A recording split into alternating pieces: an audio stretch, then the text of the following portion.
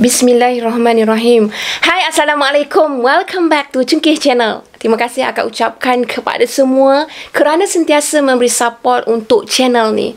Akak juga ingin ucapkan jutaan terima kasih kepada yang sentiasa menonton pada konten-konten akak. Hari ini akak akan kongsikan dua kisah seram yang ditulis oleh dua orang novelis seram. Novelis yang akak maksudkan dikenali sebagai Ida Anwar dan Saidi Nur Azam. Kalau korang nak ikuti kisah ini, korang kena stay sampai habis dengan akak. Jom. Bismillahirrahmanirrahim. Qul a'udhu birabbil falaq min syarri ma khalaq wa min syarri ghasiqin idha waqab wa min syarri naffathati fil 'uqad wa min syarri hasidin idha hasad.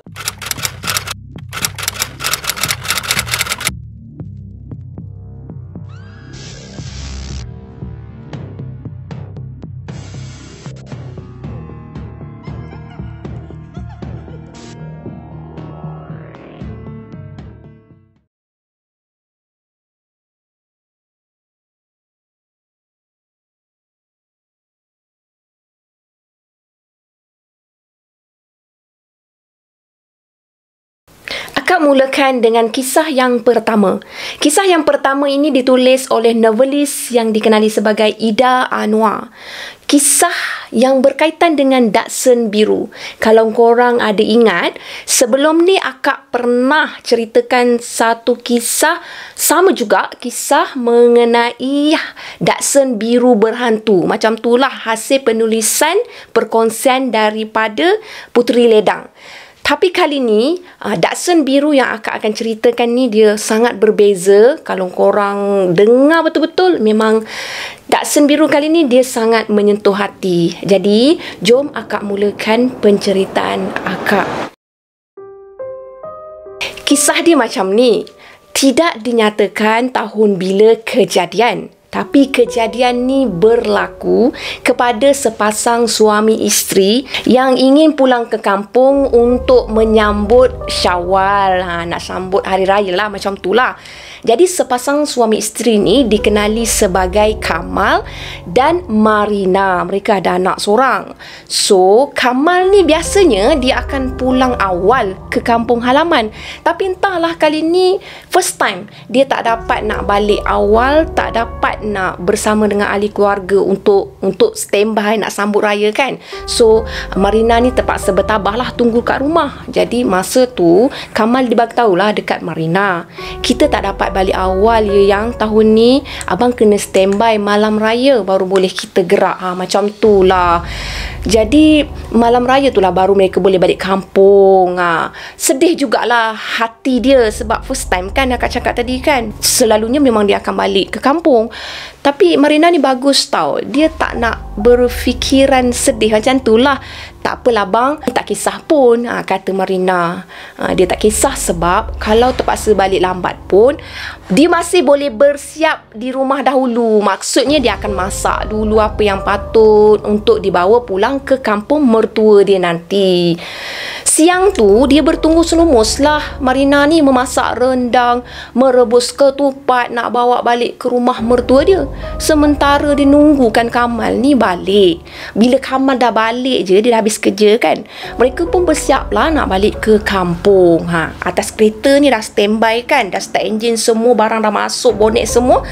So Marina ni dia bertanya lah kepada Kamal, kita nak ikut jalan mana ni bang? Naik highway ke? Macam tu lah. Lepas tu Marina ditengok Marina ni ditengok lah ke arah muka Kamal. Dia tengok Kamal macam tak indah je dengan soalan dia kan. Dalam masa yang sama Kamal dia sedang kusyuk mendengar lagu-lagu raya yang didendangkan pada masa tu dalam radio lah. Macam tu lah. Maklumlah malam raya mestilah lagu raya ni banyak lalu lalang dalam radio kan. Gitu. Lepas tu Kamal ni dia bagilah respon, tapi ambil masa lah. Dia cakap, naik highway mesti jam teruk ni, kita ikut jalan lama lah. Kata Kamal. Ikut jalan lama? Marina macam macam terkejut tau. Dia macam, ya confirm ke nak ikut jalan lama ni? Macam tu lah. Yelah, awak jangan bimbang lah. Minyak kereta dah penuh. Kereta pun okey je ni, kata Kamal sambil menepuk tangan Marina. Dia tak nak lah Marina ni rasa risau lambat sampai kan. Dah lah balik lambat. Jadi Marina pun cakap lah, ikut abang lah, sambil senyum je ke arah Kamal macam tu lah. Lepas tu dia tengoklah anak dia kat belakang ni. Dia kan ada anak, so anak dia memang dah lena betul tidur sambil pegang pistol mainan. Kemudian mereka pun mula memasuki jalan kampung yang agak sunyi. Memang sunyi korang. Hanya sekali-sekali je berselisih dengan kereta lain. Rumah pula mereka jumpa sebiji-sebiji dalam jarak yang memang jauh. Kelihatan rumah yang mereka lalui tu meriah dengan lampu minyak tanah, lampu kelip-kelip. Masa tu jam dah menunjukkan pukul 2 pagi. Jadi memang tak adalah orang yang berjaga kan.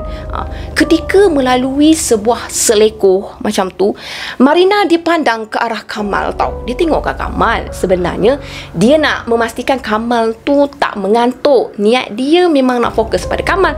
Tapi konon acah lah tengok jalan sana kan. Tapi mata dia ada terpandang kepada sesuatu tau kat tepi jalan. Allahu Akbar. Marina dia terkejut dan beristighfar. Allahu Akbar. Kenapa? Tanya Kamal. Saya nampak sesuatu lah bang dekat tepi jalan tu. Nampak apa pula ni? Sayang ni. Awak jangan macam-macam lah. Kamal sebenarnya dah rasa cuak tau pada waktu tersebut. Betul bang. Saya nampak benda putih berbungkus macam mayat. Pocong ke? Tanya Kamal lagi. Marina dia angguk tau. Kamal pun telan air liur lah. Dia memandang terus ke hadapan, drive je, pandang ke depan. Dia tak nak pandang kiri ke kanan semua kan. Malam raya macam ni, ada ke benda macam tu? Teringat pula dia kata orang tentang hantu syaitan yang dah dilepaskan apabila habis bulan Ramadan. Sekarang dah bulan Syawal. Jadi pastinya kaum-kaum tu dah dilepaskan. Maka meriahlah mereka ikut balik nak beraya. Macam itulah anggapan Kamal. Kamal pun memperlahankan kereta dia tiba-tiba je tau. Marina pelik lah, asal pula laki dia ni perlahankan kereta kan. Dia tanyalah, kenapa bang? Sambil memandang tu, nampak tak apa yang abang nampak? Masa tu Kamal dia menunjukkan muncung dia ke hadapan tau. Allah, kesiannya. Marina dia ternampak 3 sekeluarga ni tersadai dekat tepi jalan, dekat sisi jalan lah. Sebelah mereka ni ada sebuah kereta Datsun lama berwarna biru muda. Mereka melambai-lambai minta pertolongan. Lepas tu Marina pun cakap lah dekat husband dia, Bang, berhentilah bang, berhentilah. Kesian lah tu, kesian lah bang. Ada anak kecil lagi bang. Bang, berhentilah bang, tolonglah bang. Kita tolong mereka bang. Macam tu lah. Marina dia macam merengek dengan suami dia supaya berhenti. Masa tu kan, Marina ditengok ada seorang perempuan yang kat hadapan dia tu, wanita tu, perempuan tu, dia berbaju kurung. Lepas tu dia sambil tu, dia dukung seorang bayi tau. Jadi Kamal ni dia dah dengar rintihan wife dia ni, dia pun perlahankan kereta dia. Dia bagi isyarat ke tepi. Kamal berhenti, lepas tu dia biarkan lampu kereta dia tu menyuluh kereta Datsun tu lah kan. Lepas tu, kenapa ni bang? Tanya Kamal sebaik saja dia mendapatkan lelaki yang berada di sisi isteri dengan 2 orang anak dia. Maknanya seorang dalam apa? Dia tengah dukung, seorang lagi adalah tu. Lepas tu lelaki tu cakap lah, tayar kereta saya pecah, tayar spare tak ada pula. Macam tu. Alamak, tayar spare saya pun memang tak boleh guna, kata Kamal pula. Kereta Datsun berwarna biru tu dipandangnya sekilas kereta lama, tetapi masih cantik. Bang, kalau saya minta tompangkan kami boleh bang? Rumah keluarga saya tak jauh bang, dalam 2 kilometer kat depan tu. Abang jumpalah dengan rumah kami. Boleh tak bang kalau abang tompangkan kami? Lagipun kesian pula saya tengok anak kecil saya berembun bang. Boleh bang? Macam tu lah. Dia macam, lelaki tu macam merayu minta tolong kan. Jadi bila Kamal dia pandang bayi dalam dukungan tu sedang nyenyak tidur, Dia pun macam kesian. Akhirnya Kamal pun cakap lah, bolehlah bang, kereta saya pun besar, kata Kamal, sebab dia pakai kereta Alza. Setelah keluarga tu naik ke dalam kereta untuk meneruskan perjalanan, masa tu dah start perjalanan, lepas tu keluarga tu pun cakap, terima kasih kak, terima kasih abang, tolong kami, Allah juga yang boleh membalasnya, kata lelaki tu lah. Lepas tu Kamal tanyalah, siapa nama ya? Nama saya Kamal, ini isteri saya Marina. Lelaki tu pun jawab, nama saya Hadi, isteri saya Laila. Macam tu lah. Jadi Marina dan Laila bertukar senyuman setelah masing-masing memperkenalkan nama isteri masing-masing. Marina, dia tengok tau bayi dalam dukungan Laila. Lepas tu dia cakap, boleh tahan nyenyak tidurnya bayi tu kan? Lepas tu Marina tiba-tiba telan air liur.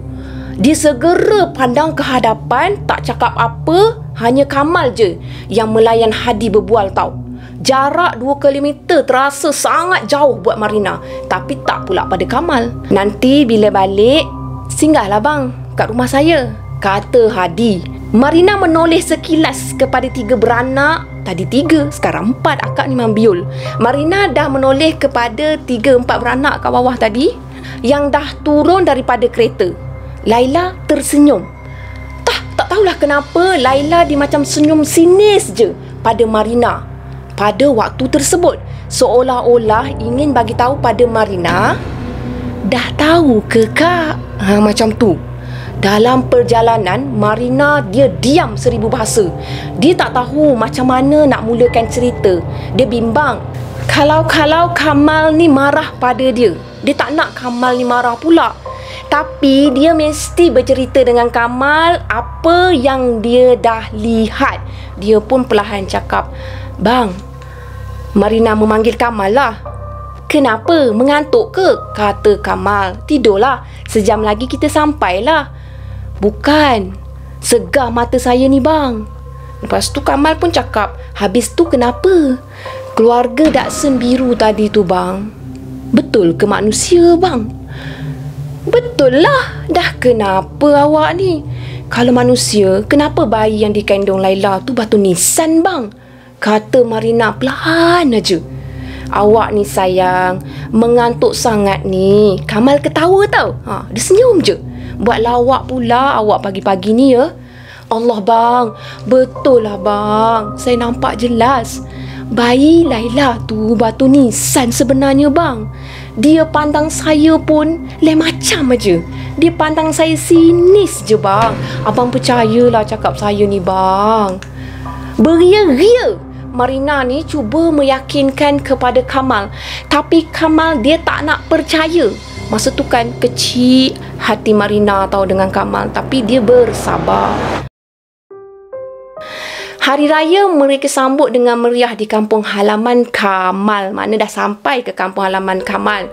Kamal dia segembira je. Tapi Marina ni, dia tak terlepas memikirkan wajah Laila, Hadi dan bayinya.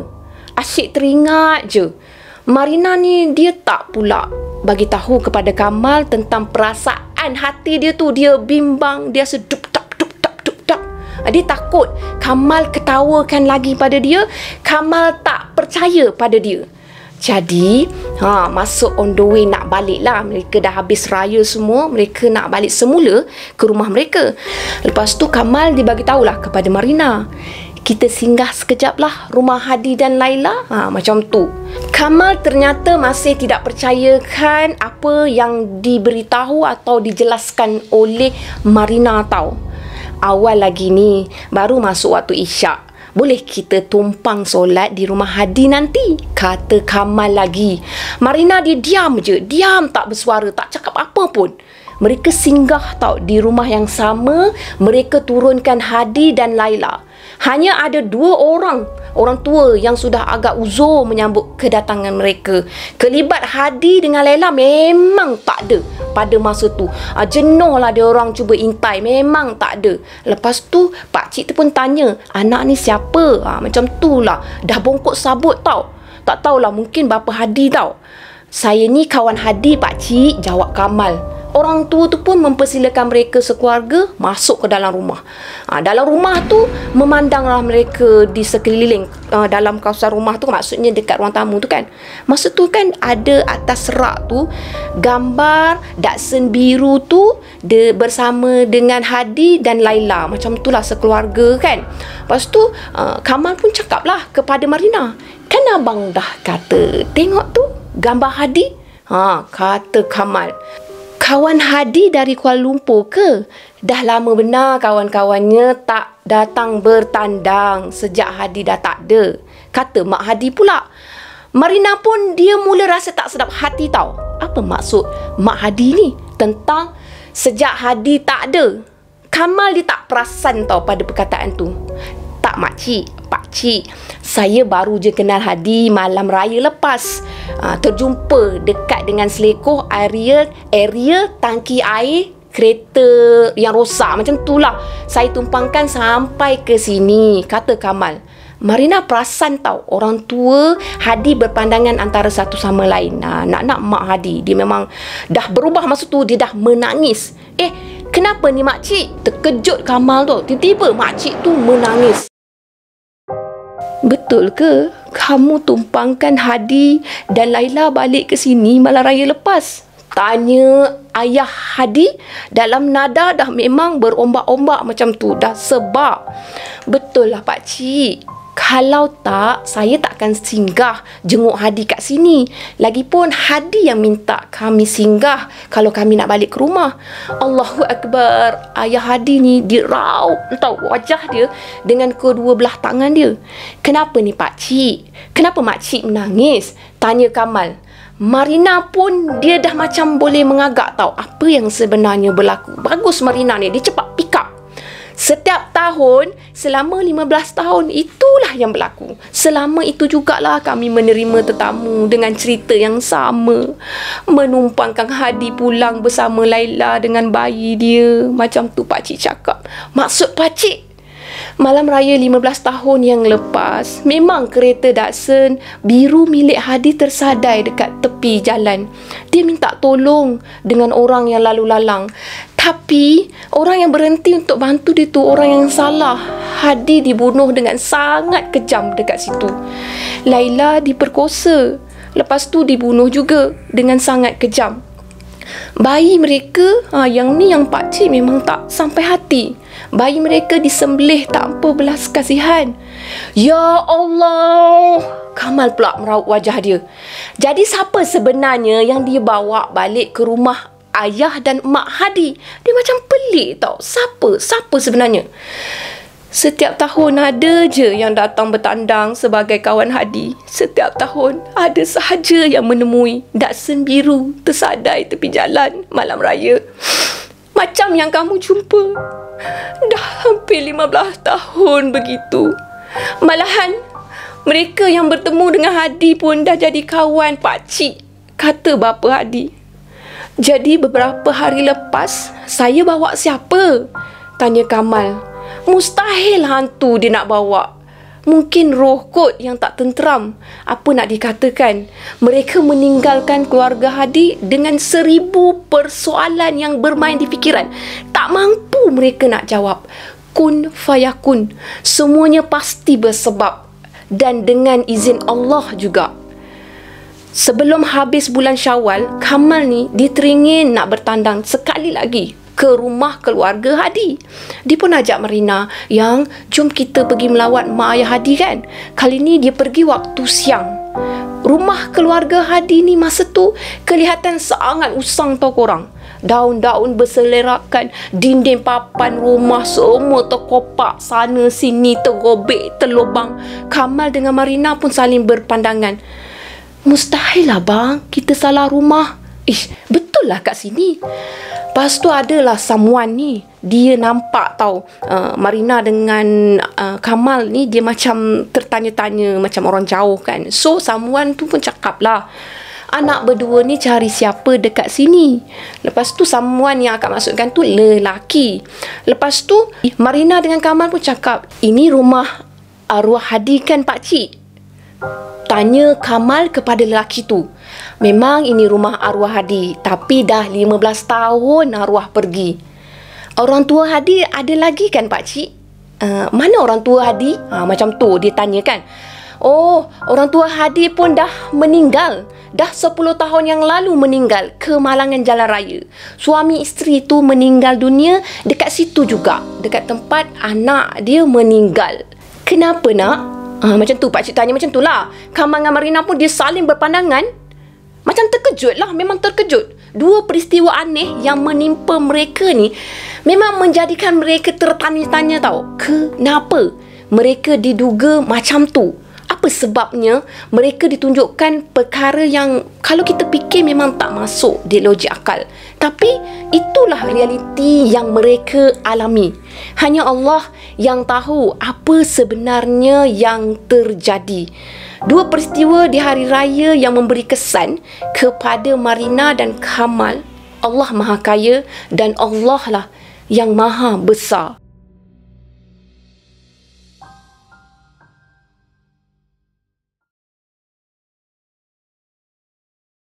Jom korang, akak teruskan dengan kisah yang kedua. Kisah yang kedua ni ditulis oleh novelis seram Saidi Nur Azam.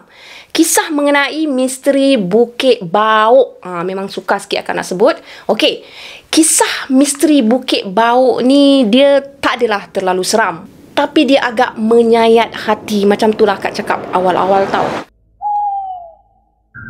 Kisah ni berlaku pada awal 1990-an. Kalau sebut tentang Bukit Bauk pada tahun tersebut, kita memang tahu kawasan tu memang kelam, memang suram di waktu malam. Boleh mendatangkan perasaan seram kita, boleh naik bulu roma tau. Ada yang pernah mengatakan Bukit Bauk ni dia ada perkampungan bunian. Antara ya dengan tak memang tak dapat dipastikan. Okey. Kisah kali ni berlaku atau dialami oleh Azmi, bukan nama sebenar. Azmi ni dia kerja dekat Kuala Lumpur. Jadi pada hari tersebut dia nak balik ke kampung dia dekat Pasir Mas, Kelantan. Dia drive kereta sorang-sorang je masa tu. Tak ada bawa kawan kan. So pada awalnya memang tak ada apa pun yang mengganggu Azmi walaupun dia drive sorang-sorang. Sehinggalah bila dia melalui jalan Bukit Bauk, dia dah banyak tahu dengar kisah-kisah seram yang diceritakan oleh kawan-kawan dia tentang Bukit Bauk. Sedikit pun dia tak rasa takut. Dia lalu juga jalan tu walaupun bersimpang siur. Nak ke tak nak, dia terpaksa lalu juga. Sebab tak ada jalan alternatif lain untuk ke Kelantan pada waktu tu. Masa kereta dia mendaki Bukit Bauk, Azmi dia sengaja kuatkan volume radio kereta dia tahu. Masa kan tak, masuk aja dalam laluan Bukit Bauk, macam-macam bunyi keluar tau. Macam-macam bunyi aneh, bunyi pelik singgah ke pendengaran dia. Dah lah tu kereta dia pula tak ada aircon. Terpaksalah buka tingkap untuk menghirup udara kalau tak lemas lah dalam tu kan. Diceritakan pula oleh kawan baik dia, Azmi pernah dengar lah bunyi unggas, bunyi ngauman harimau sayut-sayut kan. Kawan dia pernah cerita ada bunyi-bunyi macam tu dia dengar kat puncak bukit. Jadi agak macam gementar jugalah perasaan dia. Sudahlah lampu jalan dekat Bukit Bauk ni jarak dia jauh tau korang. Antara satu lampu ke satu lampu memang jauh. Tambahan pula korang, waktu kereta Azmi melalui jalan tu, masa tu jam dah menjengah ke pukul 1 pagi. Sunyi, sepi. Boleh dikatakan tak ada sebarang kereta pun yang melalui jalan tersebut. Dugaan saat nak panjat Bukit Bauk tu ditembuhi dengan tabah. Suasana seram berakhir apabila Azmi menuruni bukit itu. Sebelum melepasi kaki Bukit Bauk ni, Azmi dia terpaksa membelok sedikit sebab jalan dekat bukit tu dia macam tajam selekoh dia. Jadi itu sebab dia membelok sikit kan. Ketika ni lah Azmi mula diduga. Selesai dia melepasi selekoh terakhir tu, Azmi dia ada ternampak seorang perempuan berdiri dekat tepi jalan. Cahaya lampu kereta dia tu menyuluh ke arah perempuan tu. pakaian perempuan tu comot. Lepas tu macam terkena dengan lumpur tau. Azmi pada waktu tu dia dah mula berfikir yang bukan-bukan lah. Orang ke, hantu ke, apa ke, semua benda dah bermain dalam fikiran dia tau. Sudahlah perjalanan dia nak sampai ke Kelantan tu masih jauh tau korang. Masa dia menghampiri perempuan tu, Azmi dia tengok perempuan tu melambai-lambai tangan, beria sangat. Macam nak menompang dia, nak minta tolong dia semua tu. Lambai juga. Macam dah kecemasan sangat tau. Anehnya, Azmi dia tak rasa takut. Malah dia berhenti sebelah perempuan tu. Azmi dia tengok wajah perempuan tu muram tapi cantik lah. Dikatakan perempuan tu nak ke Pasir Putih. Alang-alang dah sehaluan kan. So Azmi dengan rela hati, dia pun tompangkan perempuan tu pada waktu tu. Banyaknya kau tu. Perempuan tu pun masuklah dalam kereta di bahagian sebelah pemandu. Lepas tu dia diam je, tak mahu bersuara. Bukit Bauk dah lama ditinggalkan kat belakang. Azmi sekarang berteman. Lepas tu dia ajaklah perempuan tu berborak-borak. Tapi perempuan tu hanya senyum aja macam tu. Menurut perempuan tu, dia bernama Fatin, bukan nama sebenar. Dia tertinggal teksi, baju dan beg dia semua dalam teksi tu. Tak tahu kat mana. Apa yang dia sedar, sebab dia tak sedar dah apa yang berlaku. Jadi apa yang dia sedar pada masa tu, dia dah berada di kaki Bukit Bauk. Macam tu lah. Bila ditanya kenapa baju compang-camping, sebab Azmi tengok baju memang compang-camping, comot kan, terutamanya di bahagian pinggang ke bawah. Lepas tu perempuan tu dia macam menggeleng je. Dia jawab macam tu je. Azmi dia tak syak apa-apa tau, sebab bulu roma dia tak naik. Jadi dia tengok badan wanita tu pun macam wangi.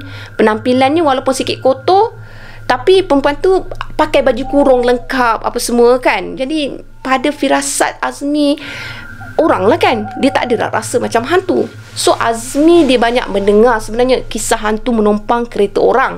Setiap kali dia memandu dekat kawasan tu, dia akan rasa seram sangat. Otak dia sering teringat yang bukan-bukan tau. Sebab dia terbayangkan apa yang diceritakan oleh rakan-rakan dia, orang-orang sekeliling semua kan. Jadi bila dia tengok perempuan tu, Azmi sengaja tau dia pasangkan kaset Yasin dalam kereta dia. Dia memang nak pasang. Dia sengaja naikkan volume radio tu kuat-kuat tau, dengan harapan kalau Fatin ni hantu, Fatin akan menjerit kepanasan ataupun dia akan lari. Macam tu lah. Pelik lah korang, aneh. Fatin kelihatan tenang, tanpa ada riak resah di wajah dia, di wajah cantik dia, sehingga surah Yasin habis dibacakan. Azmi mula menyalahkan diri dia. Tak habis-habislah aku ni nak fikir negatif. Tak habis-habislah aku ni. Tak payahlah fikir negatif. Lepas tu Fatin dia membalas lirikan Azmi dengan senyuman dekat bibir dia. Fatin memang cantik orangnya. Lelaki mana yang tak bergetar bila pandang lesung pipit di pipi perempuan cantik tu. Dah lah cantik, muda lagi korang. Lepas tu Fatin terus diam sehinggalah kereta Azmi ni tiba di Kuala Terengganu. Okey. Masa tu lah dia menjengah ke pukul 4 pagi. Waktu tu Azmi dia tengok ada sebuah kedai makan tau yang masih buka, ataupun dibuka awal macam tu lah. Kebiasaannya kat Bandar Kuala Terengganu ni memang banyak kedai makan yang buka awal. So Azmi mempelawa Fatin untuk turun berehat, rest semua, lepas tu makan, hilangkan mengantuk. Tapi Fatin menolak dengan baik. Akhirnya Azmi sendirian je menjamah nasi dagang dekat restoran yang dipenuhi dengan driver lori dan bas. Kedai makan tu biasanya menjadi persinggahan driver lori untuk bersarapan di awal pagi sebelum mereka bergerak ke destinasi mereka masing-masing. Selesai je Azmi mengisi perut dia, Azmi dia tengok jam, dah hampir ke pukul 5 pagi. Dia pun teruskan memandu. Fatin kelihatan seperti tadi juga, sama juga. Diam, tak banyak cakap, senyum. Bila Azmi cuba nak buka cerita itu ini, senyum. Itu je lah Dak Fatin ni bagi respon tau. Dalam tak sedar, Azmi pun dah sampai ke Pasir Putih. Jadi pemanduan dia alhamdulillah semuanya dalam keadaan lancar. Jadi Azmi pun tiba awal lah ke Bumi Kelantan. Setibanya ke alamat yang Fatin berikan, Azmi pun berhentilah kereta kat rumah yang besar tu korang. Fatin sempat ucapkan terima kasih sebab bawa dia balik ke rumah dia. Azmi pun tersenyum lah. Lepas tu Fatin dia sempat pelawa Azmi datang ke rumah dia tengah hari esok. Kata dia keluarga Fatin ni ada buat sedikit kenduri. Disebabkan tu lah Fatin nak balik ke kampung. Beria nak balik kampung, macam tu lah. Ayat terakhir Fatin ucapkan terima kasih sebab menghantarkan dia balik. Lepas tu Azmi pun dia sebenarnya dah tertawan dengan kecantikan Fatin. Jadi dia memang confirm akan datang kembali demi ingin berjumpa keluarga Fatin. Sebab dia dah jatuh cinta dengan perempuan tu tau. Fatin terus naik ke dalam rumah. Pintu rumah dibuka luas. Lepas tu Fatin pun masuk dalam. Azmi dia hantar sampai dekat situ je lah. Habis pandangan semua, Azmi pun balik lah. Hati dia rasa lega dan berbunga-bunga. Lepas tu Azmi pun nak baliklah ke rumah dia. Esoknya Azmi dia menepati janji dia untuk datang ke rumah Fatin. Memang betul tuan korang, seperti apa yang dikatakan Fatin. Rumah Fatin ni penuh dengan orang ramai. Azmi pun turut serta termasuk dalam kelompok kenduri tu. Walaupun kehadiran dia sedikit pun tak lewat. Dia datang awal tau. Bakal menantu yang baik.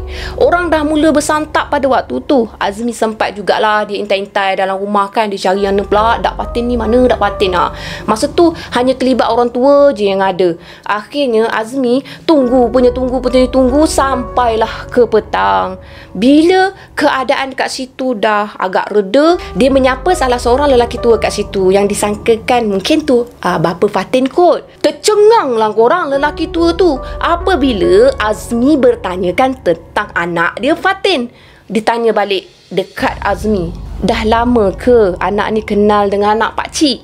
Memang betul lah, confirm lah ayah Fatin tu. Azmi pun dia bercerita lah apa yang berlaku. Dia hantar Fatin pulang pada waktu subuh. Lepas tu kan, riak wajah pakcik tu, ayah Fatin tu berubah serta-merta. Apabila Azmi ni dia gentle, dia cakap, pakcik, saya alang-alang ni saya nak meminang anak pakcik, boleh ke? Dah berani pula, baru kenal tak sampai pun 2 hari. Hati Azmi ni betul-betul dah jatuh cinta dengan Fatin tau. Mungkin sebab senyuman Fatin manis. Sebab Fatin ni dia macam perempuan Melayu terakhir tau. Lelaki tua tu, pakcik tu pun dia ajaklah Azmi solat maghrib berjemaah sama-sama. Dia tak cakap banyak masa tu. Azmi dia happy tau, ada respon. So dia yakin dia akan berjumpa dengan Fatin semula. Selesai solat berjemaah, Azmi pun rancak bercerita tentang bagaimana dia mula-mula jumpa Fatin. Cerita Azmi tu membuatkan ibu Fatin tiba-tiba menangis teresak-esak.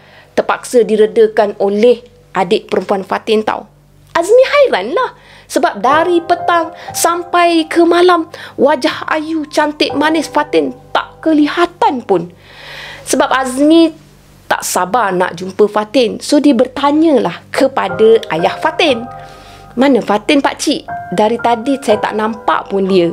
Ayah Fatin ditarik nafas panjang, dia lepas. Nak jawab tu susah tau. Sebenarnya macam ni, kenduri ni kenduri untuk Fatin. Azmi pun tercengang. Terkejutlah dia. Perasaan dia bercampur bau, sedikit terkilan lah. Andai betul lah kenduri ni kenduri kahwin Fatin, tapi mana pengantin dia? Dia fikir macam tu lah. Jadi pakcik tu tak ada nak habis cerita tau. Dia dah fikir bukan-bukan. Lepas tu pakcik tu pun sambung lagi. Kenduri ni kenduri untuk arwah Fatin. Terkejut korang. Terasa amat terkejut Azmi bila dia dengar pakcik tu cakap macam tu. Berkali-kali dia bagi tahu yang dia memang bercakap dengan Fatin, dia memang tumpangkan Fatin. Lepas tu ayah Fatin terpaksa cerita sebenarnya apa yang dah berlaku sebab dia nak yakinkan kepada Azmi bahawasanya Fatin memang dah meninggal dunia.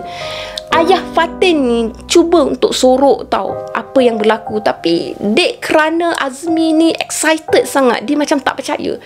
So, ayah Fatin bagi tahu Fatin meninggal dunia lebih seminggu yang lalu. Menurut ayah Fatin, Fatin terlibat dalam kemalangan jalan raya ketika dia dalam perjalanan nak balik ke kampung. Teksi yang dinaikinya tu berlanggar dengan lori balak.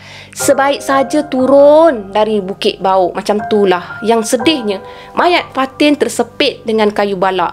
Masa tu, bomba terpaksa memotong bahagian pinggang Fatin demi nak keluarkan mayat Fatin tahu. Azmi tak tahu nak cakap apa-apa. Tanpa dia sedar masa tu, air mata dia memang bercurahan di hadapan keluarga Fatin. Dia kenal tak lama tahu. Sekejap tahu korang. Tapi bila dia fikirkan, bila dia kenangkan air mata ibu Fatin tu lebih bercucuran pada waktu tu, Azmi dia tak tahu nak cakap apa. Dia rasa bersalah. Sebab apa? Sebab dia dah menimbulkan mungkin kesedihan yang ditambah-tambah kepada keluarga tu. Lepas tu, esoknya Azmi dengan keluarga Fatin dia sama-sama pergi melawat kubur Fatin. Dekat situ memang Azmi menangis semahu-mahunya. Itulah yang berlaku. Wallahualam. Al-Fatihah untuk arwah Fatin, walaupun akak tahu siapa gerangan sebenarnya. So korang boleh simpulkan kedua-dua kisah yang Kak sampaikan ni sebenarnya berkait rapat sangat dengan seseorang yang menumpang perjalanan orang lain untuk balik ke destinasi. Macam itulah. Akak pernah tahu kongsikan kisah seumpama dengannya. Akak cuma nak bagi tahu bahawa situasi macam ni sebenarnya bukan berlaku di satu tempat sahaja. Mungkin dia berlaku di banyak tempat. Mungkin kita tahu dan kita tak tahu. Apa pun, kita sedekahkan Al-Fatihah kepada arwah. Tak kisahlah arwah tu kita kenal atau tak, kita sedekahkan juga Al-Fatihah untuk ahli keluarga kita, untuk saudara se-Islam kita semua, dan kita sedekahkan Al-Fatihah untuk kita sendiri supaya kehidupan kita menjadi lebih baik dan lebih baik selepas ni. Apa yang baik, sama-sama kita ambil jadikan sebagai tauladan. Apa yang buruk, sama-sama kita ambil jadikan sebagai sempadan. Korang, sekian sahaja penyampaian akak pada kali ni. Harap-harapnya korang suka. Bye korang, terima kasih. Assalamualaikum. Bye. Jangan lupa subscribe. Bye.